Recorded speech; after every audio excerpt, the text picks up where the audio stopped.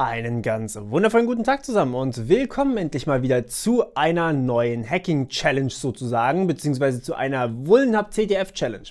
Ja, im Endeffekt ist es wie die letzten paar Male auch, ich habe die Playlist hier in den Infokarten verlinkt. Wer dann noch nie mitgemacht hat, der möge sich bitte einmal kurz die angucken. Wir machen heute eine CTF-Challenge von Vulnhub, die nennt sich Bob 101.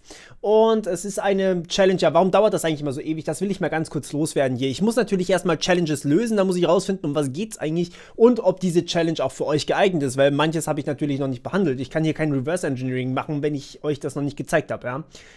Deswegen ist es gar nicht so einfach, hier eine Challenge zu finden und dauert dementsprechend auch immer einfach ewig. Ich bin an so einem Ding normalerweise so 3 Tage oder so dran.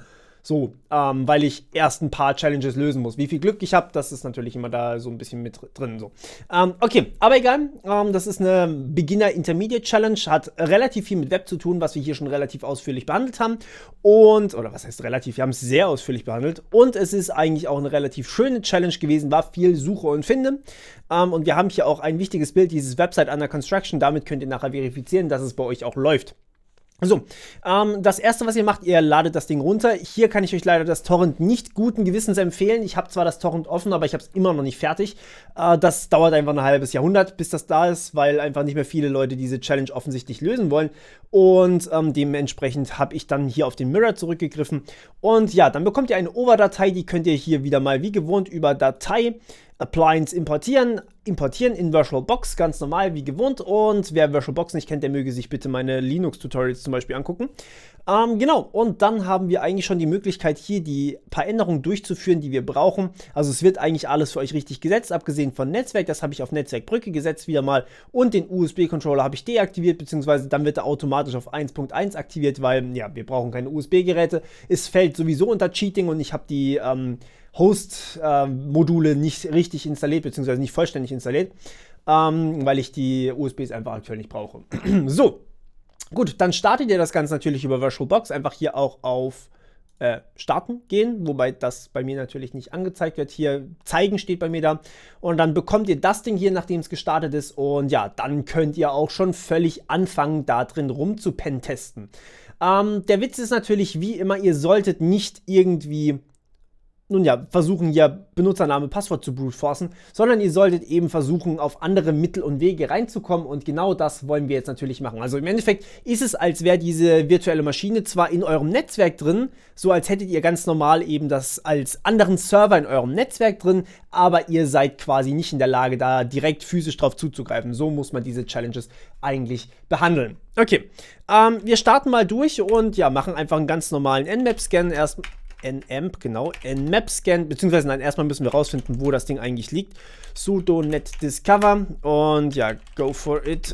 Und wir warten einfach ganz kurz, dann sehen wir hier normalerweise, wo eigentlich Pakete so rumchillen und dann sehen wir hier wieder diesen PC-Systemtechnik, können wir schon abbrechen. PC-Systemtechnik, das ist VirtualBox, da war es auch schon die letzten paar Male 192, 168, 0, 192, interessante Wahl der IP-Adresse. Und ja, jetzt öffnen wir einfach mal hier, beziehungsweise nein, lasst uns erstmal hier einen kurzen Nmap drüber laufen, vielleicht haben wir was übersehen. Nmap, probieren wir einfach mal den Standard-Scan, 192, 168. Jo, 80 ist offen, mehr ist jetzt aktuell gerade nicht mit reingeflogen. Wenn man jetzt wahrscheinlich noch ein bisschen genauer scannen würde, würde man mehr finden, aber wir wollen ja über Web reinkommen, deswegen ist das erstmal für uns genug. Ihr könnt dann natürlich noch die Ports spezifizieren, ihr könnt noch sagen, ihr wollt zum Beispiel TCP, Syn-Ax-Scans machen und so weiter und so fort, aber für uns reicht erstmal, dass Port 80 offen ist, damit haben wir offensichtlich die richtige Maschine gefunden und ja, lasst uns einfach mal das Ganze im Browser eingeben. So, sieht folgendermaßen aus, das ist die Millburg High School, das ist offensichtlich eine Website under construction, die haben eine ziemlich hübsche Bibliothek, falls es deren Bibliothek ist und mein Kaffee wird kalt, deswegen trinke ich jetzt erstmal ein Schlückchen. Diese CTFs sind ein bisschen gemütlicher, würde ich mal so behaupten. Natürlich schneide ich im Nachhinein einiges raus, Sachen, wo man warten muss oder sowas. Aber es ist jetzt nicht so, dass ich darauf achte, irgendwie unter 10 Minuten zu sein, deswegen habe ich jetzt hier nicht so viel Druck wie bei den anderen, kann auch ein bisschen drumherum erklären. Also, so zumindest möchte ich das. Okay, also wir haben hier offensichtlich die richtige IP-Adresse gefunden. Was ist das denn? Diese Seite senden. Ich muss das unbedingt mal ausprobieren. Das ist ein neues Feature und das ja, will ich definitiv mal testen. So, okay, was wir jetzt machen ist natürlich, wir wollen diese Webseite hier erstmal untersuchen, was da noch so alles dabei ist. Vielleicht finden wir ja was Cooles. Jo, Serverstatus, Code 403, Robots und die Index. Das ist die Index. Die Robots haben wir noch nicht angeguckt. Das ist relativ uninteressant, muss ich sagen. Das heißt, wir gehen jetzt einfach mal auf die Robots und hoffen, dass da was Cooles dabei steht. Robots.txt. Aha. So, dann haben wir hier offensichtlich 3 Sachen, die nicht erlaubt sind. Das heißt, wir haben hier einmal Login.php. Da wissen wir schon mal, dass das Ganze über PHP funktioniert. Und Login ist eigentlich immer gar nicht so schlecht. Das heißt, lasst uns mal auf Login.php gehen. Ja, bam, nicht gefunden. Das heißt, das war offensichtlich gerade ein Fake. Dann haben wir hier die Dev-Shell, die spare ich mir jetzt extra mal ganz kurz. Dann haben wir hier einmal latmemo und einmal Passwords, latmemo.html. Sehen wir offensichtlich, aha, es gab scheinbar vor kurzem einen Security Breach. Das heißt, jemand ist in das System eingedrungen und sie haben eine Web-Shell. Ja, das ist quasi über das Webinterface einen Zugriff auf das Terminal. Das heißt, ohne Login, ohne irgendwas, da steht No Protection. Das heißt, da kann einfach jeder drauf zugreifen. Aber er hat gesagt, er hat hier die Filter der alten Windows Server Version auf die neue Linux Version geupdatet. Das sind schon mal interessante Informationen hier für uns. Es gibt offensichtlich eine Web-Shell und die hat Filter. Ja? Das heißt, wir werden wahrscheinlich ein bisschen Filter-Evasion betreiben müssen. Und dann gehen wir hier mal auf passwords.html, was natürlich hoffentlich nicht funktionieren sollte. Das wäre sonst sehr, sehr langweilig. Ja, da haben wir offensichtlich einige Leute, die Passwörter hier hatten und wenigstens ein Hash soll man den Leuten geben, aber er hat die Datei weg vom Server gemoved, das heißt, diese Datei ist aktuell nicht mehr drin, aber wir sind ja eh noch nicht auf dem Server, also von dem her eigentlich nicht so relevant, zumindest aktuell gerade für uns. Jetzt gehen wir erstmal auf die Dev-Shell, denn das ist genau jene Web-Shell, die man eigentlich benutzen kann. Und hier kann man jetzt ein bisschen rumspielen, können wir ls machen, get out, skit, lol, ja, ist natürlich für die Entwickler auch nicht unbedingt wichtig. Skit steht für Script Kiddie, nur zum Klarstellen. Wir können auch mal was anderes probieren. Wir können ls-l probieren oder wir können, was können wir denn noch machen? ls home. Ja, wir sehen, offensichtlich funktioniert das überhaupt nicht. Wir können mal ID machen. Die ID wird mir ausgegeben, das heißt, wir sehen hier direkt einfach, wer ich bin. Ja? Das heißt, wir haben www.data als ID, das heißt, wir können alles in diesem Namen ausgeben. Also ID wurde offensichtlich nicht gefiltert. Das heißt, der Filter ist ziemlich amateurhaft, muss ich mal so behaupten. Und ja, also was ich danach als nächstes probiert habe, und das mag ein bisschen Zufall sein, aber ich habe einfach mal mit und probiert, Echo und ls. Ich habe nicht erwartet, dass es funktioniert, aber es funktioniert halt einfach. Ja, wir sehen hier schon, wenn wir Sachen verbinden mit Echo, dann funktioniert es einfach so. Das heißt, ich kann einfach sagen Echo und das führt eigentlich bloß 2 Commands hintereinander aus. Und das ist immer noch ein ganz normales ls-Command.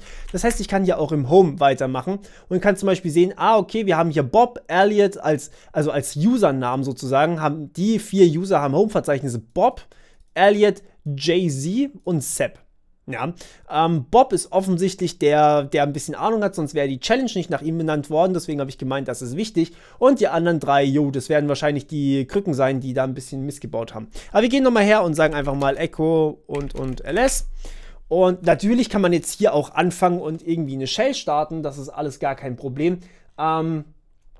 Aber wenn ihr Sachen macht wie, Sekunde, das habe ich mir sogar vorgefertigt, wenn ihr Sachen macht wie zum Beispiel hier Python-c import pty und pty.spawn, dann eine Bash spawnt, dann steht da nice try skit, but you will never get through this bulletproof PHP Code. Ja gut, wir haben ihn schon mehr oder weniger geknackt, wir wollten einfach nur eine angenehmere Shell haben. Es gibt eine Methode, dass ihr das Ganze über Metasploit dann startet, die überlasse ich euch dann mal. Die brauchen wir, glaube ich, jetzt auch aktuell überhaupt nicht. Ja, weil im Endeffekt kann man ja alles mit dem ganz normalen Webinterface auch machen. Achso, eine interessante Sache noch. Wir machen jetzt nochmal ganz kurz ein Echo und ls. Wir machen hier mal ganz kurz die Sachen durch. Also das VIP workinprogress.jpg, das ist einfach das Standardbild von der Home-Seite. About.html ist einfach die About-Seite. Die könnt ihr euch gerne mal angucken. Ist jetzt allerdings nichts wirklich Relevantes dabei. Relevant wird es dann hier allerdings mit der devshell.bug, was für Backup steht. Und die devshell.png ist, glaube ich, der Hintergrund hier. Und hier sehen wir auch das lat-memo, die login.html, ja, die offensichtlich eine HTML ist. Achtung, ich zeige das nochmal ganz kurz. Nicht login.php, sondern Ja, die wurde nämlich nicht gefunden, sondern .html. Die wird dann hier gefunden, aber der ist gerade disabled und von dem her nicht wirklich interessant für uns. News, Passwords, Robots und School Badge gibt es da noch als Dateien.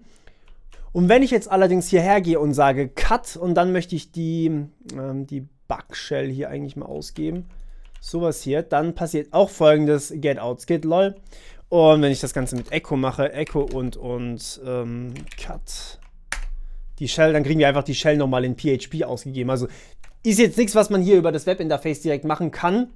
Wir werden also nachher mal ganz kurz reingucken. Was wir jetzt allerdings zuerst machen ist, wir gucken natürlich weiter. Und zwar, was wir noch alles machen können. Und zwar gucken wir einfach mal in dem Home-Verzeichnis von Bob nach, was da so alles drin steht. Und da sehen wir hier, okay, Desktop Documents, Downloads, Music, Pictures, Public, Templates und Videos. Was ein absolut unverdächtiges Home-Verzeichnis ist, möchte ich mal so behaupten. Aber der Bob, der hat natürlich ein bisschen Ahnung. Deswegen, ich habe ein bisschen gebraucht, bis ich da drauf gekommen bin, dass man ja vielleicht sich versteckte Dateien auch anzeigen lassen könnte. Ach verdammt, das habe ich im falschen Verzeichnis gemacht. Echo und ls -a/home/bob. So, und jetzt sehen wir hier offensichtlich, dass wir hier erstmal die ICE Authority haben, die X Authority, die Bash History, Bash Logout, Bash RC und hier wird es dann irgendwo interessant, nämlich einmal hier die Old Password File. So, und die lassen wir uns jetzt mal ausgeben hier, die Old Password File.html. Cut, halt, stopp, Cut dürfen wir nicht, Echo und Cut/home/bob/ oldpasswordfile.html. So, Output keiner. Nun ja, muss nicht unbedingt sein, dass da was Wichtiges drinsteht. Wie gesagt, es sind auch häufig irgendwelche uninteressanten Dateien in coolen Namen versteckt. Das kann durchaus mal vorkommen. Aber wir gehen jetzt einfach mal noch weiter und sagen Echo und ls. So, und jetzt will ich noch wissen, was in, achso, -a selbstverständlich, in seinem Home Bob Documents Verzeichnis drin steht. Documents. Und dann sehen wir hier auch noch ein Secret, ein Login.txt.gpg und ein Staff. So, ihr könnt euch das mal ausgeben lassen. Ich ermutige euch jetzt tatsächlich, das einfach mal selber zu machen, weil da noch sehr, sehr viele interessante Informationen drin einfach versteckt sind, okay? Das werde ich euch jetzt hier nicht zeigen, weil ich möchte, dass ihr das selber nachmacht, denn es ist eigentlich echt nicht schwer. Und man kriegt da so ein bisschen Übung damit. Was wir jetzt hier allerdings tun werden, ist, wir wollen uns natürlich diese Login.text.gpg, das ist ein kryptografischer Schlüssel hier, dieses GPG, das wollen wir uns selbstverständlich ausgeben.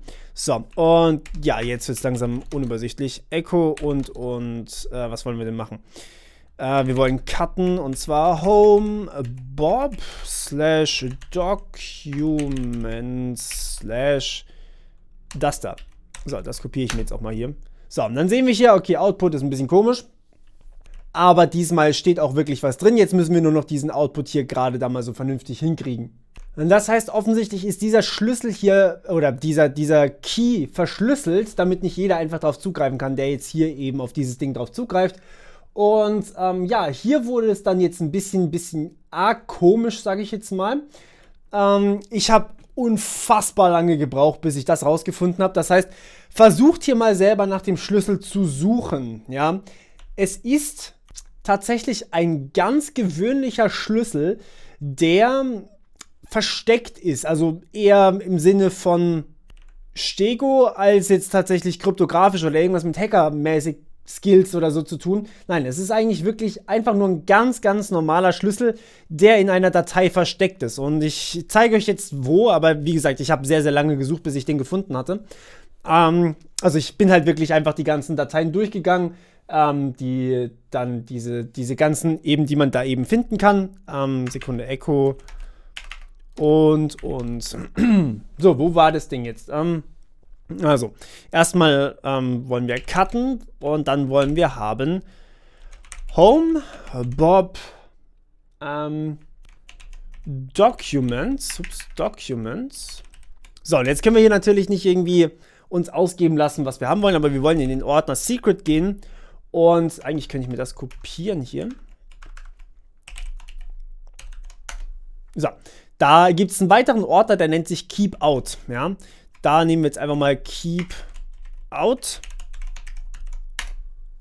Dann haben wir hier Not Porn und Porn, also die zwei Ordner. Da gehen wir natürlich erstmal in den Ordner Not Porn rein, weil wir Porn nicht wirklich haben wollen. So, das kopiere ich mir natürlich auch mal. Und dann No Looky in hier, ja. So, das ist mir jetzt sogar zu lang zum Tippen, das kopiere ich mir sogar von hier unten. No Looky in hier. Und dann sehen wir hier Nodes.sh. So, und die wollen wir jetzt nicht über ls ausgeben, sondern das ist tatsächlich eine Datei. Wir wollen jetzt einfach cut nodes.sh. So, das ist ein Bash-Script und das gibt einfach nur aus Echo Harry Potter is my favorite, Echo are you the real me, Echo right I'm ordering pizza, this is going nowhere, Echo people just don't get me, Echo oh, Echo cucumber, was Gurke heißt, Echo, rest now, your eyes are sleepy. Echo, are you gonna stop reading this yet? No, ich werde das nicht aufhören. Echo, this time to fix the server. Echo, everyone is annoying. Echo, sticky notes, gotta buy them. So,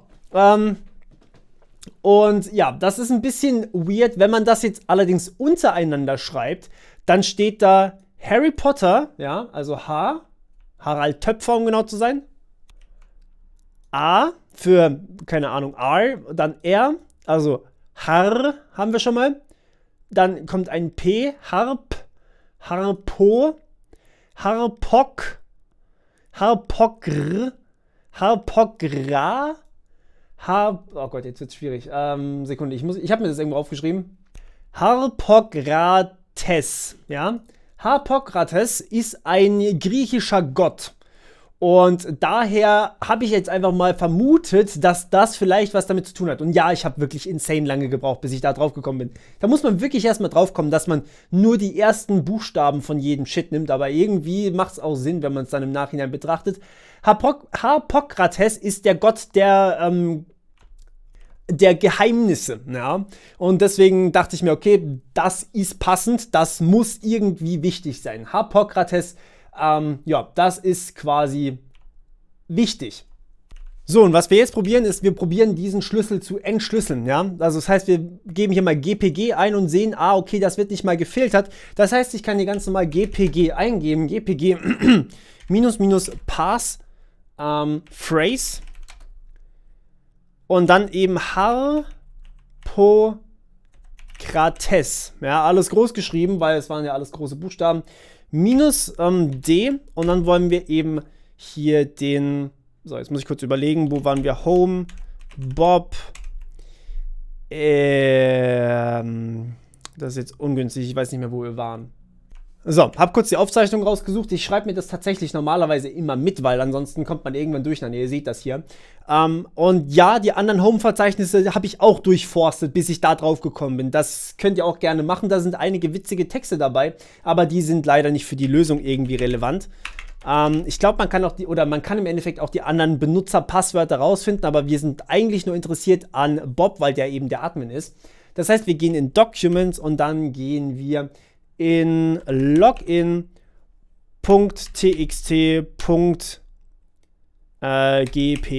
So, das kopieren wir mal, weil ich mich höchstwahrscheinlich vertippt habe. Ich habe mich vertippt.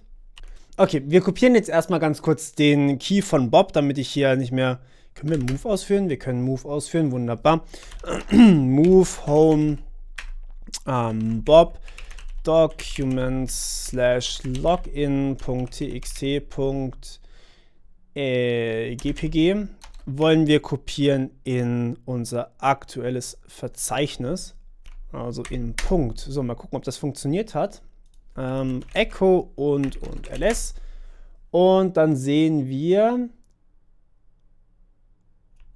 dass es nicht funktioniert hat. Sehr, sehr schade. Ich dachte wirklich, dass es klappt. Gut, dann müssen wir tatsächlich doch über die Shell rein. Es tut mir sehr leid. Ja, ich habe das bei mir über die Shell gelöst. Ich dachte, vielleicht kann man da auch so das alles machen. Funktioniert offensichtlich nicht richtig. Vielleicht habe ich auch irgendwo was falsch gemacht. Aber nun gut, dann gehen wir einfach her. Und jetzt muss ich mir mein Terminal suchen. So, ein neues soll her. Okay, wir starten einfach mal MSF Console, also irgendwie halt MSF Console in eure Command-Line eingeben, habe ich schon gemacht. Und dann gehen wir einfach her und sagen Use Exploit, Multi-Handler, weil wir einfach ganz normal eine Reverse-Shell starten können. Multi-Handler, so. Und dann einfach ein Run.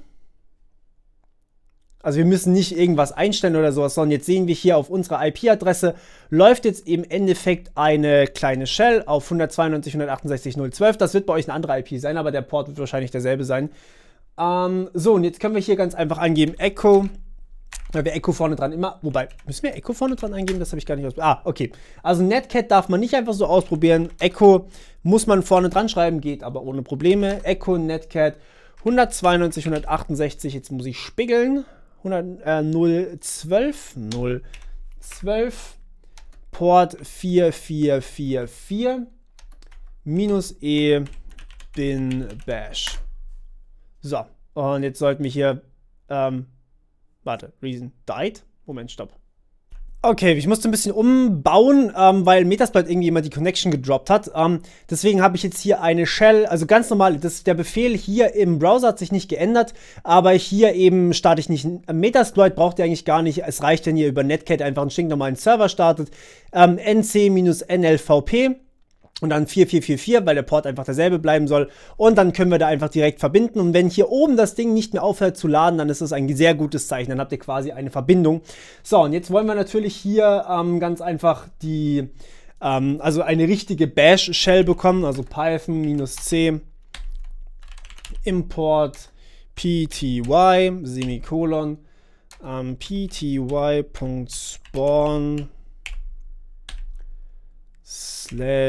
/bin/bash. Oh, verdammt, ich habe die falschen Anführungsstriche genommen. No! Okay, pty. Warum kann ich löschen? Das ist ja Wahnsinn. pty.spawn. So, das will ich haben. Bin bash. So, jetzt. ls, perfekt, jetzt können wir richtig hantieren. Jetzt sind wir quasi auf dem Server drauf. Das funktioniert viel, viel besser so. Und jetzt können wir auch mal hier in Passwords reingucken. Ah, ja, okay, Autovervollständigung haben wir immer noch nicht. Passwords.html. Genau, das ist im Endeffekt das, was wir vorher gesehen haben. Und ja, da sind auch einige ausgeklammerte Dinger drin. Jetzt können wir nämlich auch mal hier reingucken. Achso, ja, das geht ja auch nicht, Mann. In die Dev-Shell, nicht .png, sondern in die Dev-Shell gucken wir mal rein, was hier eigentlich genau gefiltert wird. Und dann steht hier drin, wenn wir in einem Bad Words Array drin sind, dann wird hier getOutskid.lol ausgegeben.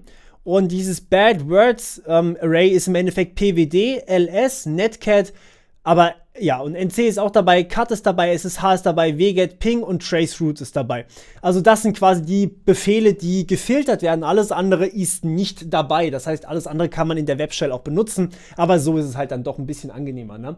So, jetzt gehen wir nochmal zu Bobs Home Directory. Das heißt, wir sagen hier, home/bob, können hier einmal ls ausgeben, ls-a selbstverständlich, können uns hier dann auch nochmal die .old, das Ding hier,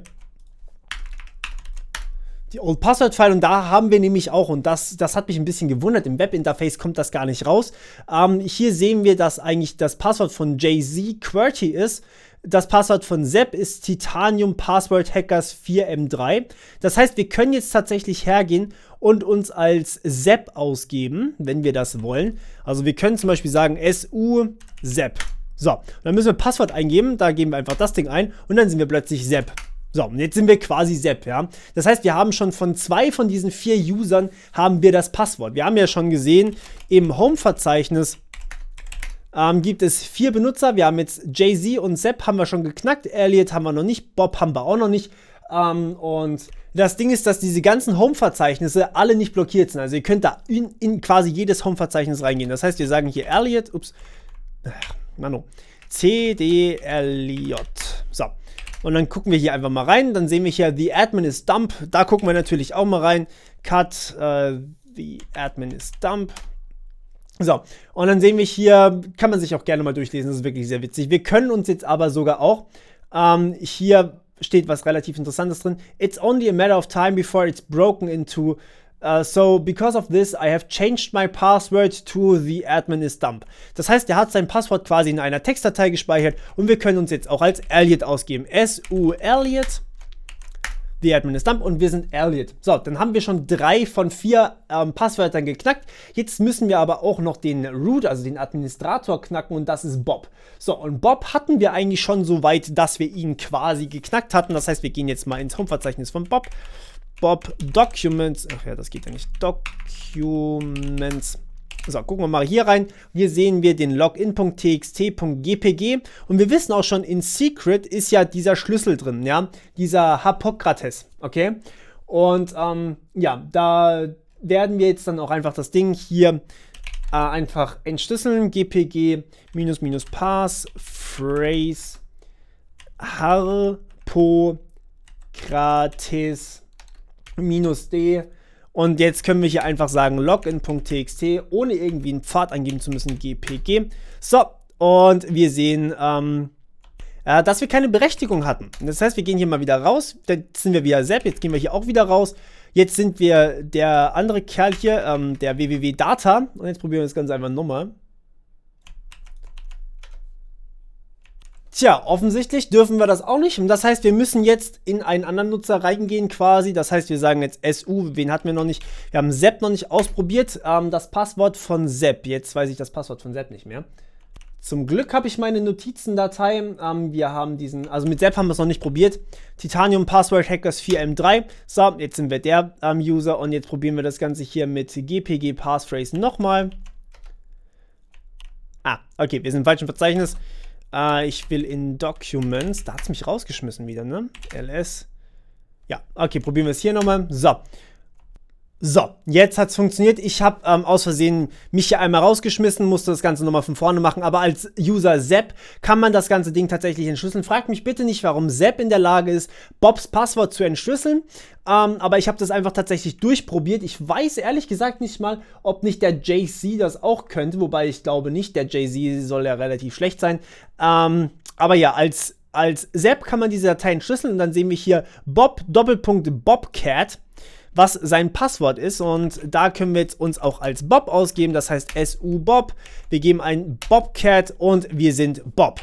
So, und jetzt können wir eigentlich so ziemlich machen, was wir wollen. Jetzt müssen wir nur noch die Flagge finden, beziehungsweise jetzt müssen wir erstmal root werden und dazu sagen wir erstmal, und da können wir einfach mal ganz kurz gucken, sudo-l, müssen wir nochmal kurz das sudo-Passwort eingeben für Bob, das heißt, wir benutzen jetzt nochmal ganz kurz Bobcat. Und bam, wir sehen, hey, wir haben offensichtlich alle Rechte hier. Ja, das heißt, wir können hier sagen, wir haben diese ganzen Mail, Bad Pass, Env Reset und quasi im Endeffekt, wir können alles hier machen, ja.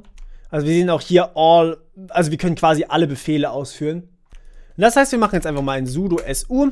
Und wir sind plötzlich root geworden, wunderbar. So, wollen wir das auch haben? Jetzt haben wir quasi root bekommen. Jetzt müssen wir nur noch die Flagge finden. Und die Flagge, naja, was macht man wohl als root als erstes? Wir gehen hierher und dann schauen wir mal, was in unserem Home-Verzeichnis eigentlich liegt. Also quasi beziehungsweise im Root-Verzeichnis liegt, ja. Und da sehen wir hier die flag.txt und können uns die Flag ausgeben lassen. Und dann steht hier, thanks for playing Corrupted Bit. Und Corrupted Bit war auch der Macher von dieser Challenge. Und ja, ich muss sagen, fand ich sehr, sehr cool. Hat ein bisschen gedauert, bis ich alles gefunden hatte. Das muss man einfach so sagen. Also vor allem das Passwort mit Hippokrates, das war sehr, sehr gut versteckt. Allerdings war das eher ein Steganographie-Passwort, muss ich sagen, als jetzt irgendwie was mit Hacken oder sowas. Also das Einzige, was ihr hier können musstet, war im Endeffekt ein bisschen Linux und ihr musstet wissen, wie ihr auf von dieser Shell den Filter ausweichen könnt, damit ihr quasi hier einen Netcat-Server aufsetzen könnt. Funktioniert hat es leider nicht nur über die Webshell, man musste tatsächlich über Netcat zum Beispiel reinkommen, weil ich weiß nicht genau warum, aber manche Sachen wurden einfach nicht richtig ausgegeben. Vielleicht könnt ihr mir da noch sagen, was da das Problem war. Ich hoffe, es hat euch Spaß gemacht. Gebt mir gerne Feedback, wenn es euch irgendwie gefallen hat oder nicht gefallen hat oder wie auch immer. Und wir hören uns beim nächsten Mal wieder. Bis dann. Ciao.